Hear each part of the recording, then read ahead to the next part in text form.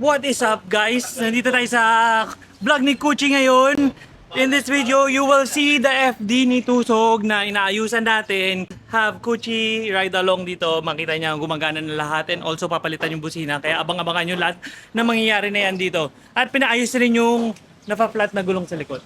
Alright, in today's episode, no? Meron akong bisita. Yun oh! Yun oh! Ano nang balita dyan sa FD nyo? Working na boss! Working na boss! Marami pang kulang pero gumagana na. Nice! Tambay tayo mamaya. Ayun! So tatambay ito kami mamaya, gagamitin namin to. Ano to? Impound concept pa to ngayon eh. Magkano na hinabot mo? Ang pinalitan ko lang dyan, kinasasang ko alternator, Oh. injectors, starter. Starter.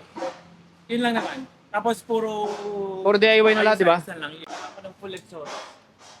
Kasi ang ingay niya, tapos biglang pag nag-shift ang automatic, alam mo naman lang, nakakaya. Nakakaya eh, no? Sobrang, sound check. Sound check. Yeah. Para maintindihan nyo. Sige. Sound check. Sound check. Isa pa.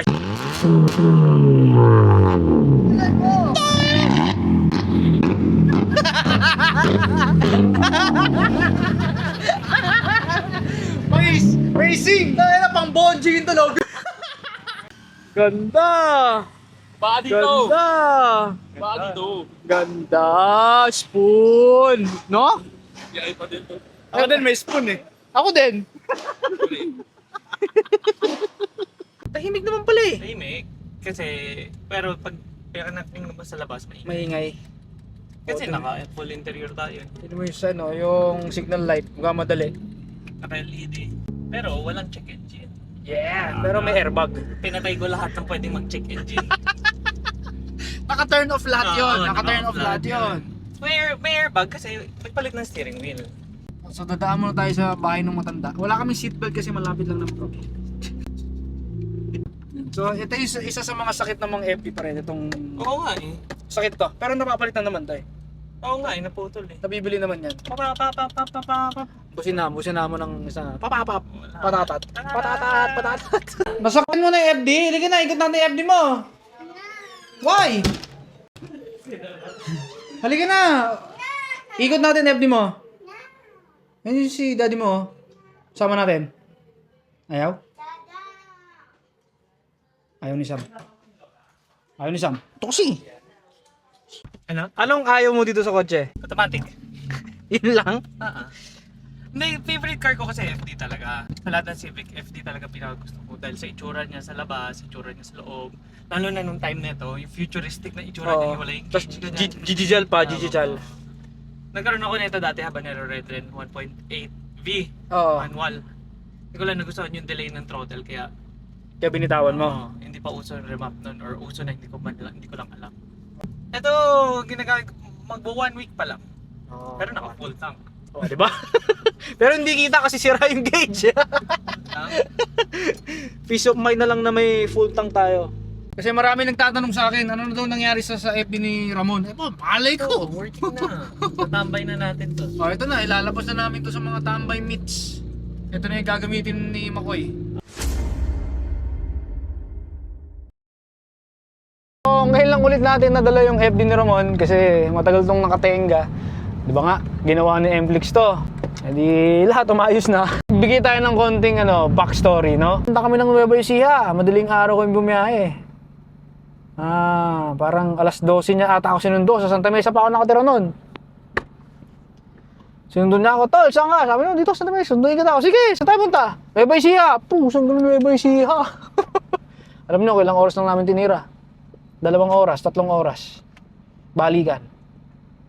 Maghahatid lang kami ng clutch. Alam ko clutch yun sa FD rin eh. Tapos shoutout dun sa customer namin na yun, kung sino man siya.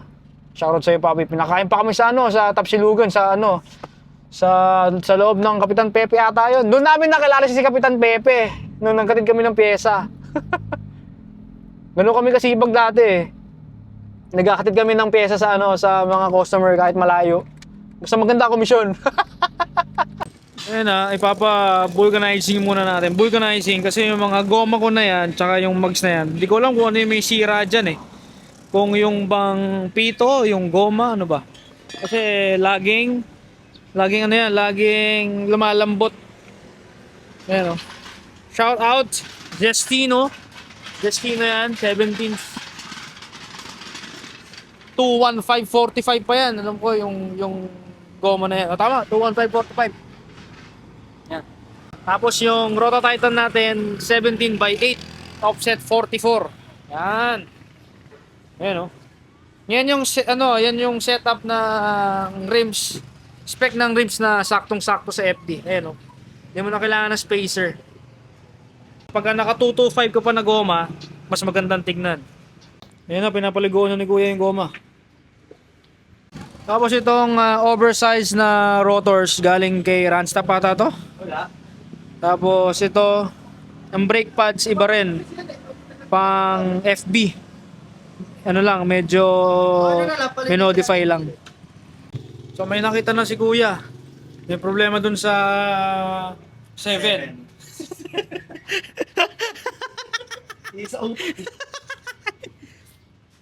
Tapos yun na, papalitan yung mga patch. Kasi expired na. Doon na naglilik ulit ng hangin. Balik tayo dun sa shop. Balik na natin to FD ni Bakoys.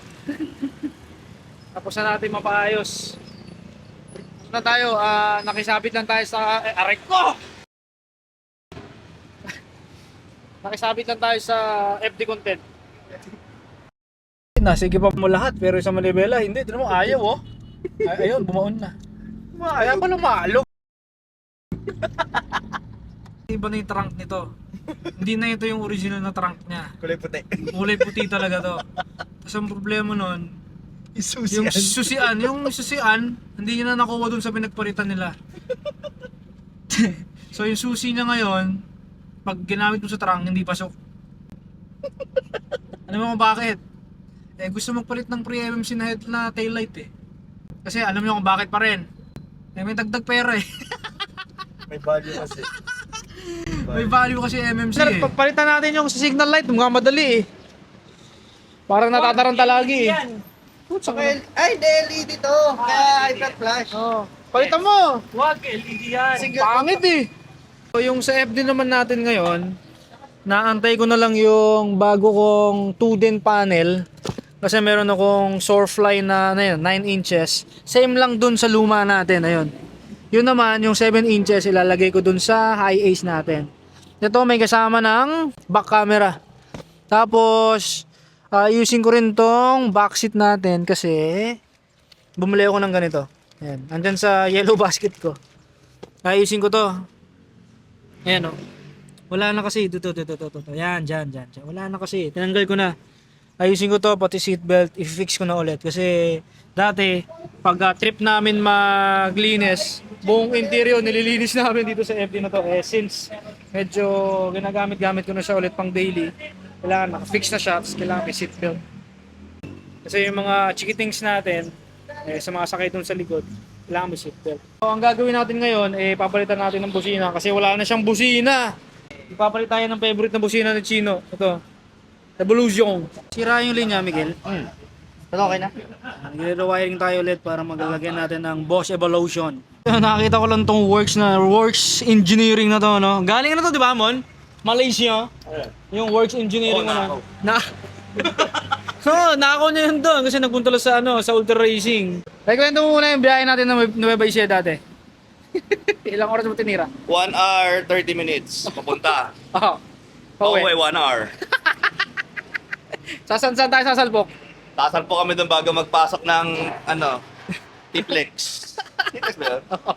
Nawalan kami ng fender liner. As pagdating namin ng pagdating namin ng C3.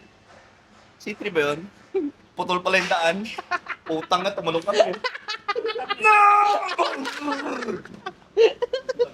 Tangin mo magandaan yun. Ganun kami kalupit. Madaling araw, gabi yun. Kusang galang yun. Daming gasolina. Tangin na. Wala na kaming gas. 500 na pinakarga ko, 180 pa takbo na. Diba? Tangin na, lakas ang tama nun, pre. Oh, yun, clutch. Sa loob lang Kapitan Pepe, di ba? Kapitan Pepe. Bigyan mo na isang intro.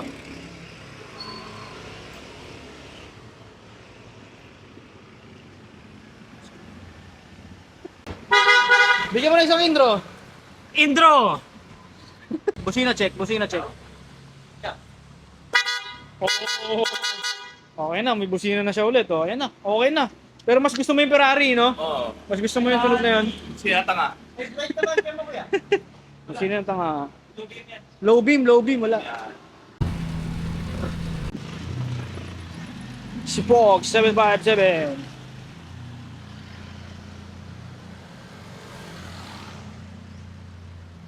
Full XOS.